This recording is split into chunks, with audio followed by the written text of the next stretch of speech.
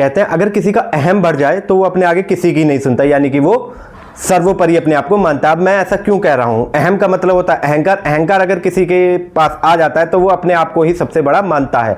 अब मैं ऐसा इसलिए कह रहा हूं क्योंकि अभी मैंने थोड़ी ही देर पहले मैं मिरई फिल्म देख के आया हूं, जिसमें ये फिल्म का एक डायलॉग था कि इंसान का जब अहम बढ़ जाता है तो उसका दिमाग खराब हो जाता है। अब ये बात किसने किसके लिए कही है, इसके लिए तो आपको फिल्म देखनी पड़ेगी। मैंने तो ये फिल्म देख के पता लगा लिया कि ये डायलॉग किसने और किसके लिए बोला है। तो चलिए मैं आपको बताता हूं कि मैं ये फिल्म देख के आया मिरई सुपर योद्धा, मुझे कैसी लगी।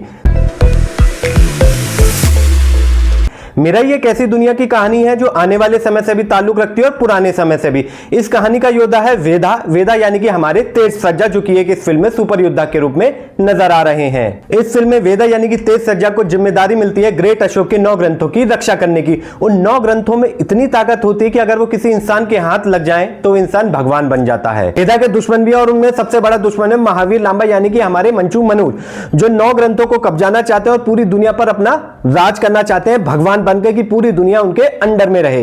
अब वेदा को 9 ग्रंथों को बचाने के साथ साथ दुनिया को भी अंधेरे से बचाने की जिम्मेदारी होती है। अब वो इस जिम्मेदारी में पूरा होते हैं या नहीं, इसके लिए तो आपको पिक्चर देखनी पड़ेगी। मैं कहता हूं ये मस्ट वॉच पिक्चर है, आपको ये पिक्चर जरूर देखनी चाहिए। अब बात करते हैं इस फिल्म के कलाकारों की। तेज सज्जा वेदा प्रजापति का किरदार निभा रहे हैं। उन्होंने अपना काम बहुत ही अच्छे ढंग से किया था, जैसा उन्होंने हनुमान में किया था। हनुमान में वो सुपर हीरो बने थे और अपने गांव को बचाते हैं। इस फिल्म में वो दुनिया को बचाने की जिम्मेदारी होती है, यानी कि 9 ग्रंथों को बचाने की जिम्मेदारी। इस फिल्म में वो सुपर योद्धा बने, हनुमान में वो सुपर हीरो बने थे। इसलिए दर्शक उनसे इतना प्यार करते हैं कि तेज सज्जा के नाम के आगे उन्हें दर्जा दे दिया गया है सुपर हीरो तेज सज्जा। वहीं बात करूंगा मैं मंचू मनोज की। वापसी हो तो ऐसी हो। अभी कुछ ही समय पहले वो भैरवम में नजर आए थे, उसमें भी उन्होंने नकारात्मक भूमिका निभाई थी, उसमें भी उन्होंने दर्शकों की वाहवाही लपेटी थी। इस फिल्म में भी वो नकारात्मक भूमिका में नजर आए हैं और इस बार भी वो वाहवाही बटोर रहे हैं। जिस तरीके से उन्होंने कुछ समय तक ब्रेक लिया, फिर ब्रेक के लंबे समय के ब्रेक के बाद उन्होंने भैरवम से वापसी की, इसके बाद इसमें वो विलेन बने। दोनों में ही उन्होंने कमाल का काम किया है। कहते हैं कि वापसी हो तो ऐसी हो वरना वापसी ना हो। मैं तो उनके किरदार से बहुत ही ज्यादा खुश हूं कि तेज सज्जा के सामने कोई होना चाहिए ना विलेन, जो लगे कि हाँ यही विलेन है, ये खत्म कर देगा तेज सज्जा को। ऐसा ही ये विलेन की जरूरत थी और मनोज मंचू ने उस जरूरत को पूरा किया है। इसमें जो यंग मनोज मंचू का किरदार जिस बंदे ने निभाया उसका नाम है कार्तिक। भाई आपने भी बहुत बढ़िया काम किया। वो जो शक्तियों का करते हैं, अपने गुरु को ही वश में कर लेते हैं, वो कमाल का काम किया है उन्होंने। तो भाई हैट्स ऑफ टू यू। इसके बाद रितिका है जो विभा का किरदार निभा रही हैं, जो तेज सज्जा को शक्तियों का एहसास दिलाती हैं कि हाँ भाई उनके पास शक्तियां हैं और वो दुनिया को बचा सकते हैं। इसके बाद श्रेया शरण जो अंबिका प्रजापति के किरदार में निभाती हुई नजर आ रही हैं, जो कि तेजा सज्जा की मां बनी है। तेजा सज्जा उनसे कभी मिलते तो नहीं है, वो तंत्र मंत्र की विद्या से उनसे मिलते रहते। इन दोनों के बीच में जो संवाद दिखाए गए, यानी कि श्रेया शरण जो अपने बेटे को यानी कि तेजा को समझाती हैं, वो दृश्य जो जब भी बार बार आता है तो वो मन मोह लेता है, या कहें तो बहुत ही प्यारा लगता है देखने में, एक मां और बेटे का संवाद। तेज सज्जा, श्रेया शरण, मनोज मंचू, रितिका के अलावा इस फिल्म में आपको जयराम रवि और जगपति बाबू जैसे अनुभवी कलाकार मिल जाएंगे। वो आपको स्क्रीन पर दिख जाएगा कि इनका अनुभव साफ झलकता है, उन्होंने अपने किरदारों के साथ न्याय किया है। इस फिल्म में तंजा किलर नाम की एक लेडी है जो एक्शन सीन आपको शुरुआत में या बीच बीच में करती हुई दिखाई देंगे, जो तेज सज्जा को मारने की भी कोशिश करती हैं। उनका भी किरदार मुझे बहुत अच्छा लगा, जिस तरीके से वो एक्शन सीन करते हैं वो मजा आ जाता है उनको देख के। इन सभी कलाकारों के कॉम्बो ने इस फिल्म को यहां से यहां तक पहुंचा दिया। अगर आपने ये फिल्म अभी तक नहीं देखी तो प्लीज जाकर जरूर देखिए।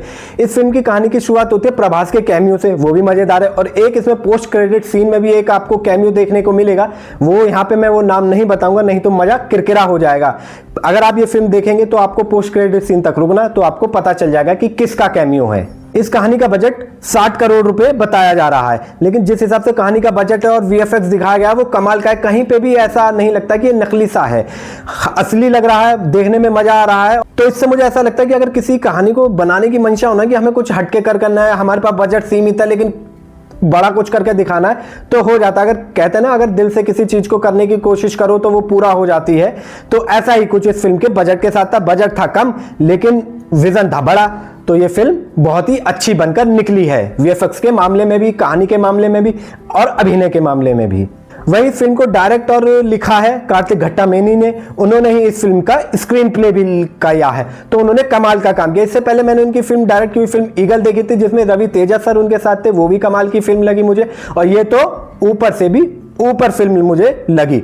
तो अगर आपने अभी तक मिरई फिल्म नहीं देखी तो प्लीज जाकर एक बार इस फिल्म को देखिए। इस फिल्म में आपको श्री रामचंद्र जी का भी संवाद देखने को मिलेगा, वो जो कि बहुत ही बड़ा लगता है। और फिल्म के लास्ट के 10-15 मिनट तो आपका मन मोह लेंगे। इसमें श्री रामचंद्र जी, संपाति का, सभी के बारे में बताया गया। अब श्री रामचंद्र जी का इससे क्या लेना देना है, इसके लिए आपको फिल्म देखनी पड़ेगी, तो आपको ये फिल्म जरूर देखनी चाहिए। फिल्म का म्यूजिक और बैकग्राउंड म्यूजिक यार कमाल का है। उसको दिया है गौरा हरि ने, जिन्होंने हनुमान में भी म्यूजिक दिया था। भाई बहुत ही शानदार म्यूजिक है, बीजीएम में मतलब कानों में जब पड़ता है ना तो बहुत ही ज्यादा प्यारा लगता है। भाई कमाल का है। मतलब पिछले दिनों में एक फिल्म देखी थी भैं भैं भैं भैं, उसमें कान के पर्दे फट जाते हैं, लेकिन इसका कान के पर्दे बहुत मजा आ जाता है सुन के। अगर आप देखेंगे ना तो आपका पता चल जाएगा कि बीजीएम बहुत शानदार दिया है, म्यूजिक तो है ही कमाल का। तो कहते हैं ना फिल्म सब पूरी बढ़िया है लेकिन म्यूजिक और बढ़िया हो गया तो सोने पे सुहागा जैसा बन गया मेरे लिए। गौरा हरि ने कमाल का काम किया है। आप इस फिल्म को अपने परिवार के साथ देखे जाएंगे तो बहुत ही अच्छा रहेगा। प्लीज जाकर देखिए।